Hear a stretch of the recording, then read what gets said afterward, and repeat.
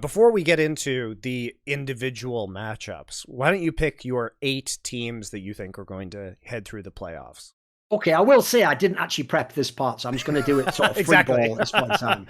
So here's what the thing is, though. There are some I'm quite sure about. So, for example, I will immediately take FaZe Clan, not just because they're the #1 team. They also have, I actually think a mega valuable thing of their team is that they don't need the one superstar. They've got like a little trio of them. That's brilliant. It means you can have 2 guys have a game off and still maybe win the fucking match. Then they've got a brilliant in-game leader for these exact scenarios. And then on top of that, they have an amazing map pool. So, in my opinion, if FaZe don't make it out, it's on FaZe. It's on nothing to do with the other teams in this group.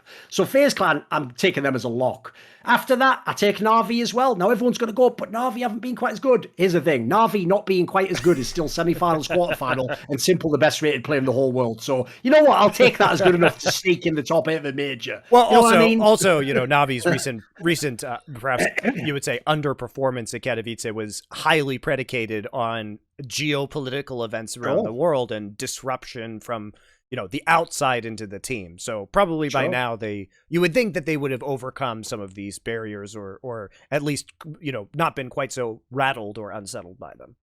And you could even add the element as well, which is as much as their form hasn't been the best, the rumours in the scene are that this 5 players won't be playing for Na'Vi in the future, that there will be changes made. I won't say who's out and who's in. That's all speculation at the moment. But essentially, as much as that could crush a team, there's also a world in which, like, remember, you did win the last major. If I'm these guys, what I do is I just rally around the idea of, like, this is our last dance. Let's win this last major, go back to back. After that, come what may, we just ride out in the blaze of glory. So I even could see a world where it brings you together and it forges the last run where you don't worry about the small details. You just go for the victory. And as I say, it's no small feat to still have the best player in the world. Simple is still the best player in Counter-Strike. That's fair. All right, so Na'Vi, FaZe, seems Na'Vi, like FaZe, they're the locks. And who else would I have? I actually, even though this might be controversial to some people, but based on, we're only talking about this phase, not going beyond the top 8, I think Heroic is also a lock. They're another team that does it by committee as a squad. Everyone plays their roles. They have a fantastic map pool. These are just, by the way, these are exactly what you want on your checklist to get through a Swiss system with randomized elements. And you don't know, like, you could be playing a total minnow you've never met before or the best team in the world. So I'll take Heroic as well. There's 3. After that, I'm going to take Ents. Similar story to Heroic. Listen, they also might fail later in the tournament. They've got some inexperienced players, but they've got a great map pool. They've got also one of the best players in the world in Spinks, who actually legit looks like a top 5 player right now. Generally, the fragging's fairly good, even though they had a couple of players like their Orpa Hades went missing. That's one minor concern for me. But the IGL's good. The map pool's good. I think they're also a team that they can just play the whole field. So I've got Ents there. How many teams is that so far? 4 or 5? What am I now? Ents, FaZe, Heroic, and Na'Vi. Na'Vi. So I'm on 4 so far. My other 4, let me see. Because obviously there's some big names here still. I think then I'm going to take Cloud9, which is obviously the former Gambit squad. Similar scenario to Heroic. The only place you expect this team to fail is in the playoffs. Like, before that, they're too good. They're going to get through this phase. Again, they have a great map pool. They actually play to it super well in terms of the maps they pick and ban. The players, by the way, this is the one part people miss.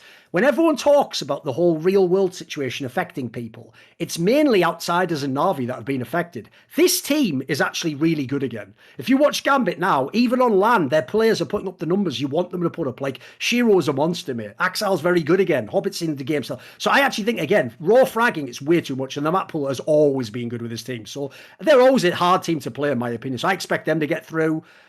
Also some of the exterior pressure of having having their futures be unknown on Gambit, having to compete under a different name. Now they've been taken into the Cloud9 org, so they probably feel a lot more emotionally stable and comfortable, especially because the management and their coach Groove is coming with them. So their structure really hasn't been disrupted that much and should provide them some like mental stability, you would think. Let me just check. So I've got Heroic, FaZe, Na'Vi, G2, Cloud9, and 6. I've got 2 more to go. Right, this is where it gets tricky though, because the problem now is I've got teams like Vitality, G2, Outsiders, Team Liquid. I can only take 2 of them. So I'm going to say, right, here's the problem. I'm actually more confident to say G2 gets through. Like, a bunch of their players have already been playing well. Nico's playing well. Hunter's playing well. They look like, in general, the team's coming together. I don't think they've ever been that bad. They had the one bad mess up at Pro League. That's about it. Look like they've course corrected. So I would say G2. For my last team, though, this is hard, though, because I'm basically picking between Vitality, Outsiders, and Team Liquid. So I have to say, of those teams, I'm actually going to go against the Legends. I'm going to say Outsiders get it. Now, here's what's interesting. Fans are going to say Monte, but Vitality just 3-0'd. Yeah, here's the problem, though. Their players, a bunch of them, fragged out in a way they hadn't been doing recently. So if they've got it together, great. Maybe they're going to do an epic run. Problem is, that was farming bad teams, though. So I would personally They 3-0'd against 3 teams who didn't even make it out the bottom 8 of the first stage. So they got a really easy road, you got to say. Yes. So I would just contrast that. Like, think about what we said earlier about Falls. Like, Falls is just playing all the teams that get out and don't make it through. So here's the problem. Even though they're in opposite positions, Outsiders just crept through. Vitality came 3-0. This is why you don't go on form. Because against the teams in the next phase, Vitality is a very limited map pool, and they did rely on Ziwu fragging out in that last phase, and he hasn't been fragging out this year, mate. So the problem I have is this. VP is what Outsiders are, what Outsiders always were. Even when they're not informed, they're so hard to beat, mate. They're so hard, and the problem is the lineup's actually like stronger than it ever was in terms of like the raw individuals. So even though they don't play so great, and I do get the vibe actually that team. I mean, people know it's almost dead or it's going to be sold or something. They still don't give up easy wins though, mate. You still have to beat them. That's the thing. So yeah, we had the question. We had the question. This is another 3-2 example for me. I expect them to just sneak through and steal someone else's spot at the end. I think we talked about it. We didn't know what their level of motivation was, given the fact that this team is probably like their last hurrah with this specific roster. If you think about their team only has 2 Russian players on it, Monty. One of them is Jim, and he's been playing like shit at this tournament. So you have to, I have sympathy for him, but at the same time, like, that's his team, mate. Like, if he doesn't play well, that team is not going to win. But I tell you what, if you can sneak through without him playing well, all he has to do is turn it up 5%, mate, and they're through. I think they can get it done. So even though I've gone with a lot of big names there, spoiler, that's what happens when you get to top 16 at a major. Like, there's a reason why there's not many squads have made those miracle runs to top 8. It's really hard. All the pressure in the world's on you when you get those last matches. Yeah, I know it seems cool. Like, I've got 3 out of 5. It's like, when you get to that last one and you're on the 2-2 game, that is when, I think it was even Mouse Nick said it. It's like, you get one group is a bunch of kids pissing their pants, and then the others are people who've won majors. Like, who do you think is going to be more comfortable there? Exactly.